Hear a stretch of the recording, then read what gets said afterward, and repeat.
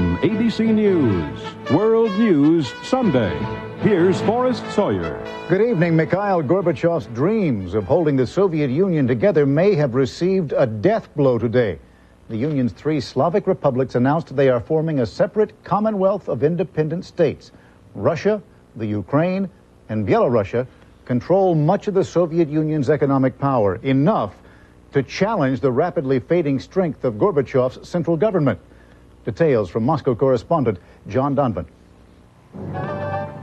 The chief state TV channel was halfway through its evening news when it got the first details of the agreement signed in Minsk. Quoting from it, the anchorwoman announced, "The Soviet Union, as a subject of international and geopolitical reality, no longer exists." That decision, whether it sticks or not, was made in one weekend by three men: Boris Yeltsin, President of the Republic of Russia; Leonid Kravchuk, just elected President of the Ukraine; and Stanislav Shushkevich, leader of the Soviet Republic known as Belarusia, which is where they all came together to meet. The territory of their Commonwealth, as they declared it, now accounts for 70% of the present Soviet population and much of its oil and food. Open to other former republics to join, it will be headquartered not in Moscow, but in the Belarusian capital, Minsk, snubbing not only Moscow, but also Soviet President Mikhail Gorbachev and the strong central power he once stood for. Tonight, Gorbachev was on Ukrainian television, still arguing for a Moscow-based central government linking the parts of the old Soviet Union. Otherwise, he predicts anarchy, chaos, or as his supporters say, it's going to be an economic disaster of incredible proportions for the Soviet republics to go their own way.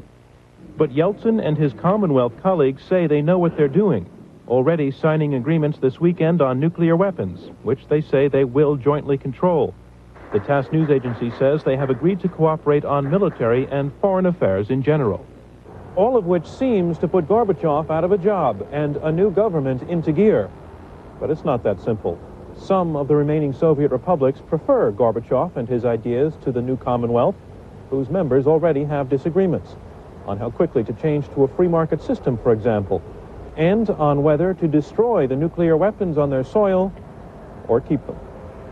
John Donvan, ABC News, Moscow. President Bush spoke with Russian Republic President Boris Yeltsin for about half an hour today. The White House is saying it is waiting for a more detailed report before issuing a response. Joining us for reaction to these developments is President Carter's former national security advisor, Zbigniew Brzezinski. Sir, is this, as the republics are saying, the end of the Soviet Union? I think it is certainly the end of the Soviet Union. We're seeing its very last days, but we may also be seeing the beginning of a political showdown, either between Gorbachev and Yeltsin, or perhaps between the remnants of the army and Yeltsin, with Gorbachev conceivably even legitimating action in the name of the Union, of trying to preserve what is clearly disappearing, the Soviet Union. Well, when you say a political showdown, there must also be some military component in that. There could be. Significant portions of the Soviet army are not only dissatisfied, they're in despair. There's enormous demoralization and fear that the army will go down the drain with the Soviet Union. And therefore, I would not preclude some dramatic developments in the next few days even. There is a tremendous economic problem that the country is facing. The United States is now weighing its reaction. What ought it to be? In my view, we ought to move expeditiously to recognize Ukraine, because the sooner we make it very clear that pluralism is there, that it's internationally recognized, that it's institutionalized, the less likely is going to be an attempt to turn the clock back. As long as there's uncertainty as to whether we'll recognize the new situation, and particularly Ukrainian independence, the greater the temptation for someone in Moscow, perhaps even Gorbachev, to try to turn the clock back to so-called preserve the Soviet Union. The gravity of the problem is quite severe. I think this is a moment of enormous historical importance. Dr. Zbigniew Brzezinski, thank you, sir. Still overseas, an historic meeting in the Netherlands this week could result in the creation of an economic power that rivals the U.S. and Japan.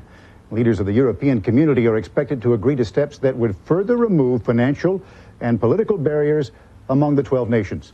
ABC's Jim Bitterman is in Maastricht. Yes, it's official. 1992 and all that is on its way. From ad writers to politicians, some here portray the march toward a more united Europe as bureaucracy gone mad. Sorry, chaps, the mile's gone metric.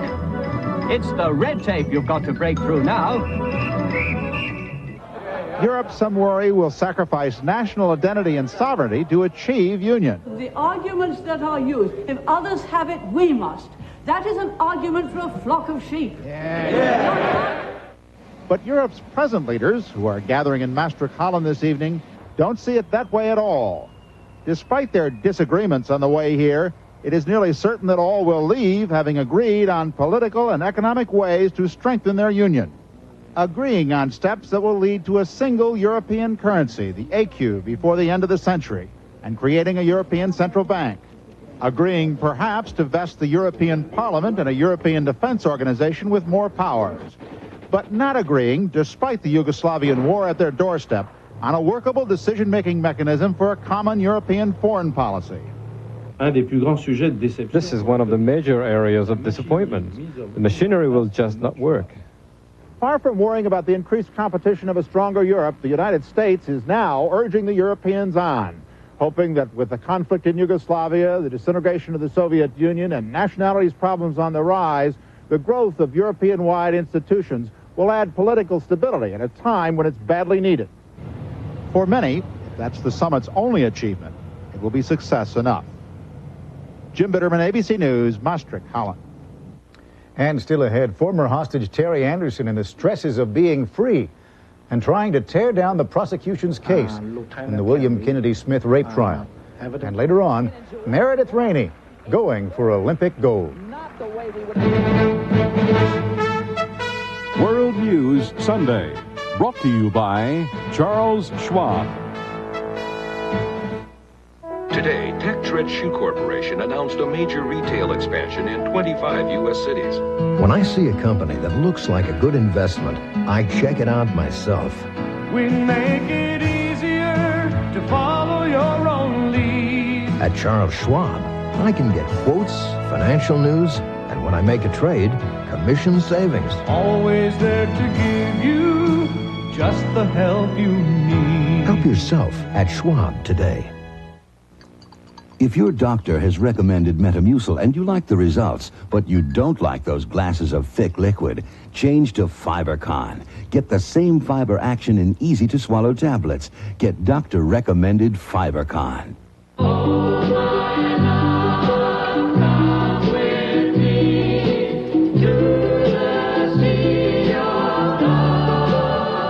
Share the fantasy. Chanel number 5. There is a new report today about the Reagan administration and arms sales to Iran. According to the New York Times, shortly after taking office in 1981, President Reagan changed U.S. policy and allowed Israel to sell Iran several $billion worth of U.S.-made weapons. The sales continued even after the administration publicly launched a campaign to stop worldwide arms sales to Iran. Former hostage Alan Steen released today from a hospital near Detroit just one day after suffering a brain seizure. Steen is now at home in Clark Lake, Michigan. Steen suffered permanent brain damage from a beating by one of his captors. Former hostage Terry Anderson says he is having a few problems adjusting to normal life after nearly 7 years in captivity. Anderson went jogging today at the U.S. military hospital in Wiesbaden, Germany, and afterwards said that facing freedom has been tougher than he imagined. I thought, you know, I'm a big, strong man. I'm in control here. And this really hadn't bothered me a bit. I'm tough. Well, found out it had a lot greater effect than I bargained for. Anderson is also surprised by advances in high-tech gadgets. He's already bought a compact disc player, but while he has gotten the disc to spin around, he says he's got to read the instructions to actually get any sound to come out of it. In West Palm Beach today, there was more defense testimony in the rape trial of William Kennedy Smith, and the question now is whether Smith himself will testify. Here's Mark Potter. Leaving St. Edward's Church in Palm Beach this morning, William Smith indicated for the first time that he wants to take the witness stand in his rape trial. You want to testify? Yes. You do? Smith's desire to testify does not mean his lawyers will allow him to do so.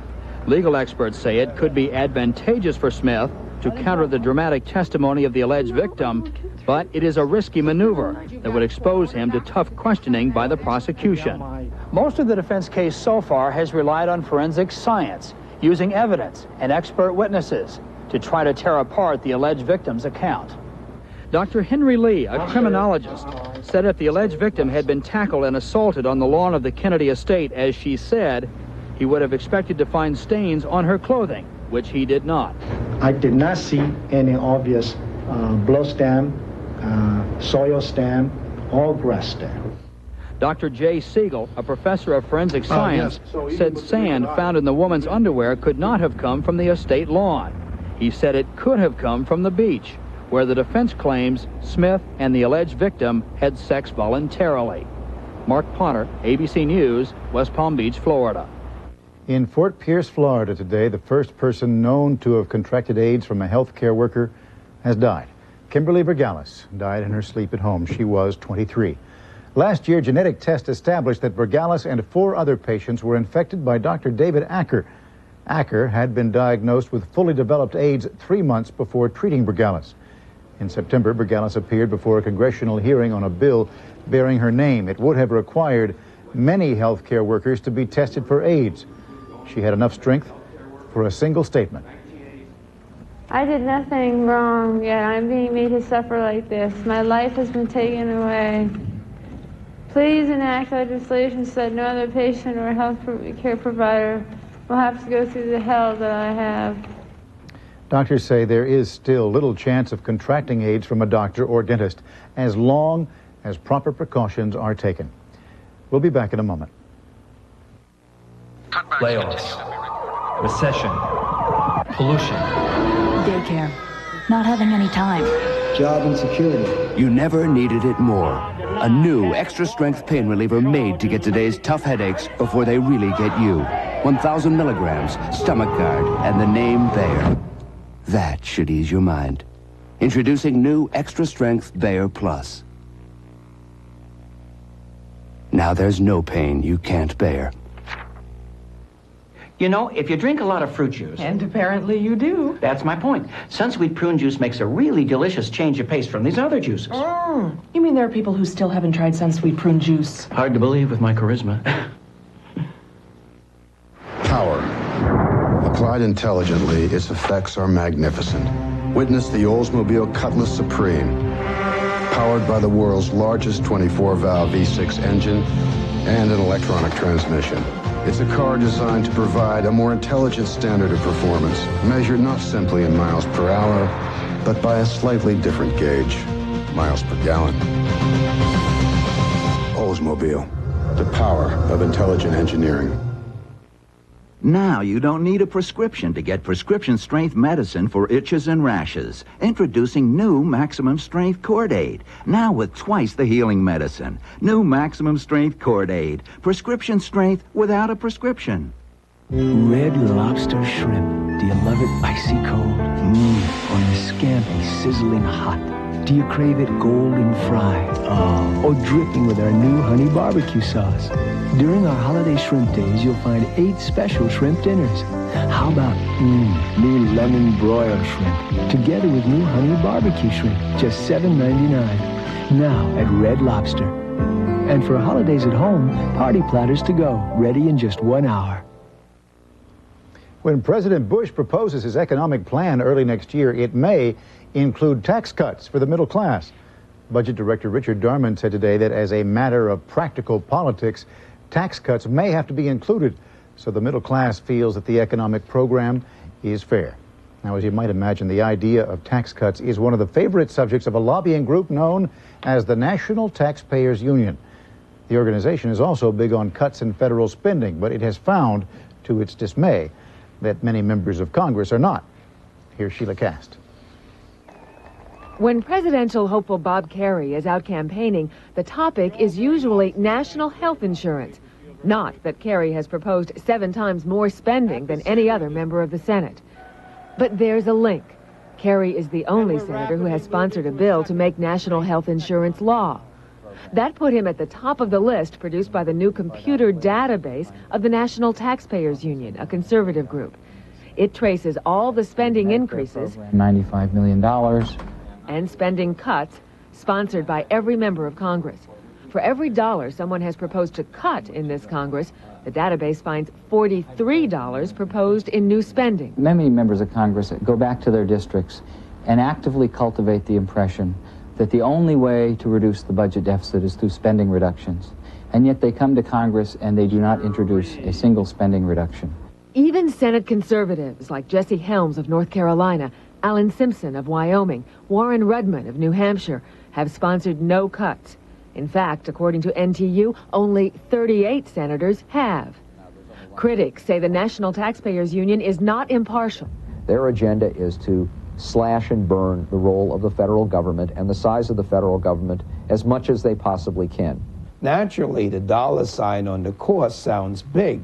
What they don't include is how much does it save America. Rangel, the top spending sponsor in the House, claims drug treatment, education, and similar bills on his list would cut costs in the long run. Politicians sometimes sponsor a bill just to start a debate.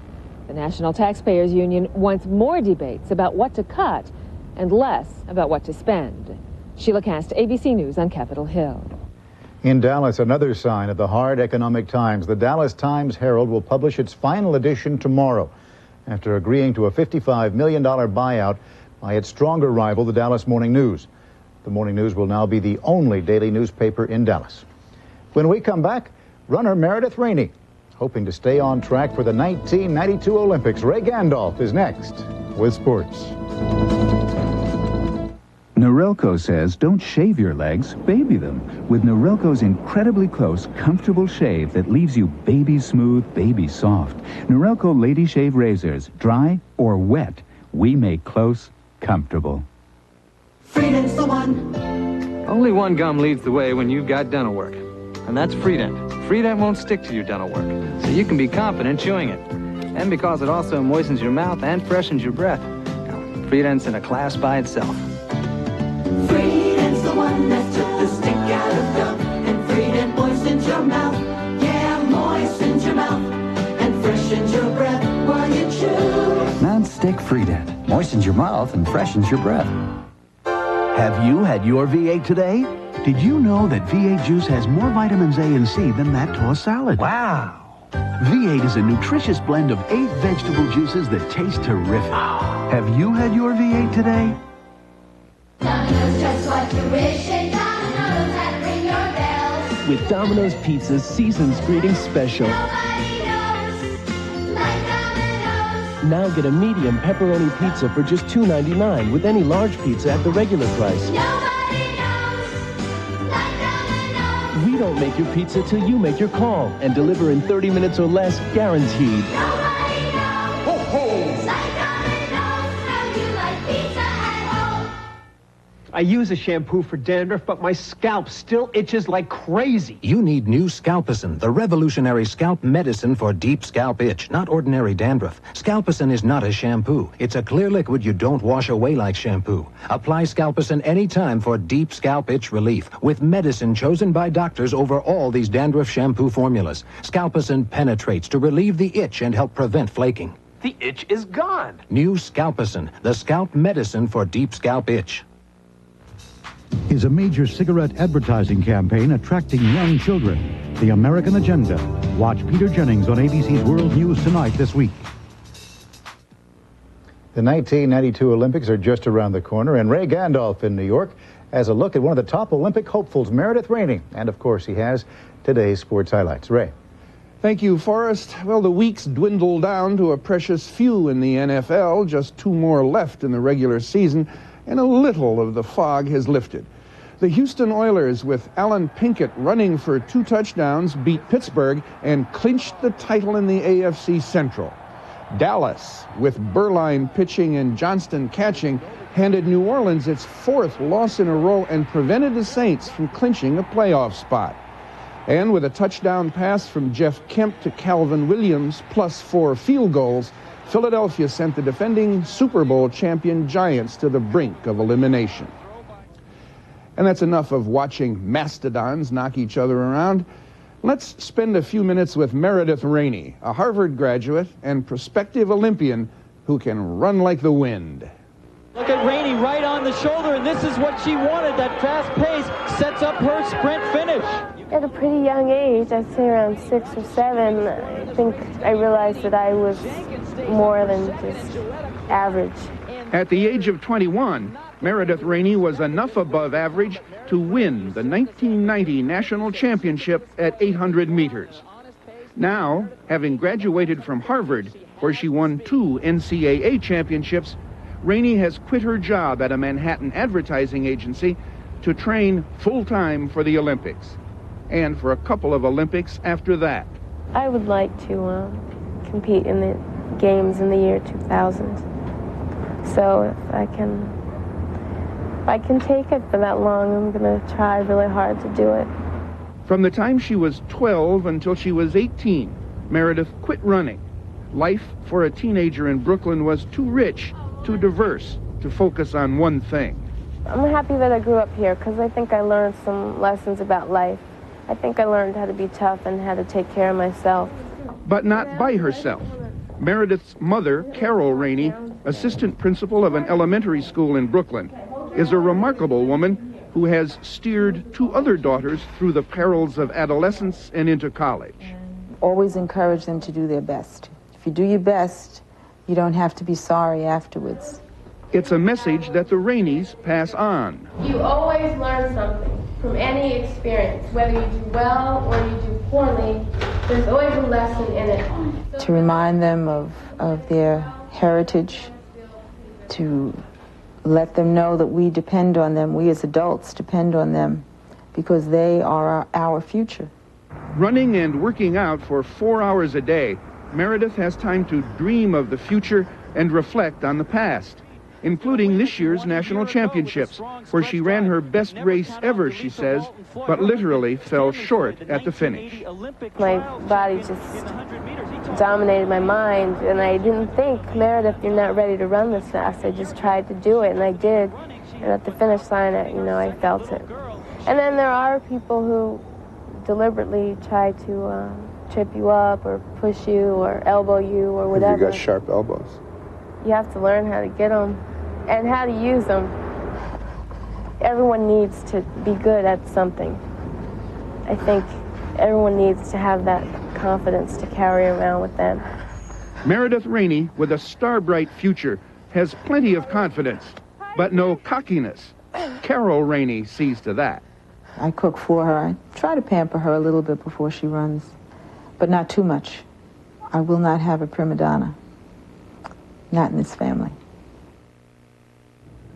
A conviction that can be attested to by Meredith Rainey, her 2 sisters, and this reporter. Forrest? Thank you, Ray. When we come back, we're going to tell you about a former hairdresser whose new invention could save your life. I'm convinced, and so are a lot of other people, that it's the most important invention in the last 50 years. How about dessert from Presto Salad Shooter? Shoot some slices, salad shooter. Point and shoot right into dessert or fruit salad. Shoot some shreds, salad shooter. For chocolatey, nutty dessert toppings. Shoot it fast, shoot it neat, shoot it pretty salad shooter. Presto Salad Shooter Slicer Shredder. Clean up easy, dishwasher safe, small enough to store anywhere. Great salads and much, much more. Salad shooter. Original, cordless, rechargeable, and professional salad shooter. When you're all stuffed up and use an ordinary nasal spray, it drips into your tissue where it can't help you breathe. But not Sinex Ultrafine Mist. Its medicine stays where you need it, so you can breathe the way you want to. We don't drip down, we clear up. Before I switched to Fix-It, Jones Peanut Crunchies only look delicious. Fix-It and forget it. Fix-It is the strongest holding denture adhesive you can get. It even stands up to the hottest liquids. For the strongest hold, Fix-It and forget it. Christmas time in colonial Williamsburg Monday. Relive the holiday traditions of the 18th century. And later in the week, holiday cooking with Julia Child here on Good Morning America. If you think scientific breakthroughs these days are all made in big, expensive laboratories by teams of PhDs, it is time to think again. Some of them are made by ordinary people who know how to buy the right things and mix them together in new ways. Correspondent Jack Lawrence has more. Maurice Ward is an unlikely candidate for a Nobel Prize in chemistry or physics, but the 59-year-old former hairdresser from the north of England may surprise everybody. He has invented a material that could change the whole concept of fire prevention and heat insulation. Maurice Ward is a visionary. I'm convinced, and so are a lot of other people, that it's the most important invention in the last 50 years. Well, maybe. What Ward has invented is a substance that resists heat at very high temperatures. He calls it ultra-high-tech starlight. Scientists call it Maurice's Mix. Here's a demonstration of how the material acts as a heat shield. An ordinary egg is coated with Maurice's Mix. This torch is producing a temperature of 1200 degrees centigrade. This is what happens when an uncoated egg is placed in the flame. But the egg covered with the new material is able to withstand the heat and flames for several minutes. I'm now going to move it over and crack it and pour out the contents of the egg. It was this plane crash in Manchester, England 6 years ago that got Ward working on his invention. 55 passengers were overcome by smoke from burning materials in the plane and died within minutes. Similar materials treated with the heat-shielding substance invented by Ward seem much safer. The effect of the starlight on it, it tends to bring the temperature down. British and American experts who've tested Ward's invention are astounded. I think it's magic. It's the only words I could describe it. We don't know how it works or why it works. It's very, very good. I think it was just amazing. The material itself behaved in a way that we hadn't seen other materials behave. And I found it quite amazing that a material in this form could produce the results that it produced. People are saying that it tends to possibly defy the laws of relativity. It is new physics. Maurice Ward is keeping the technical details of his invention a closely guarded secret until his patents are approved. He does say that all the ingredients can be bought at any supermarket. And while it may be years before Maurice's Mix is on the market, it could be revolutionary. John Lawrence, ABC News, London. And that is World News Sunday. I'm Forrest Sawyer. For all of us here at ABC News, good night.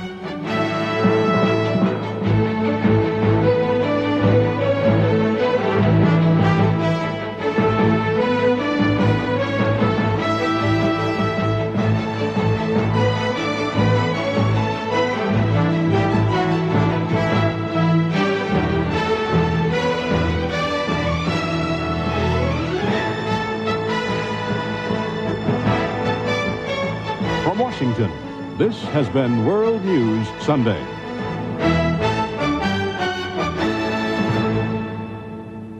This has been a presentation of ABC News. More Americans get their news from ABC News than from any other source.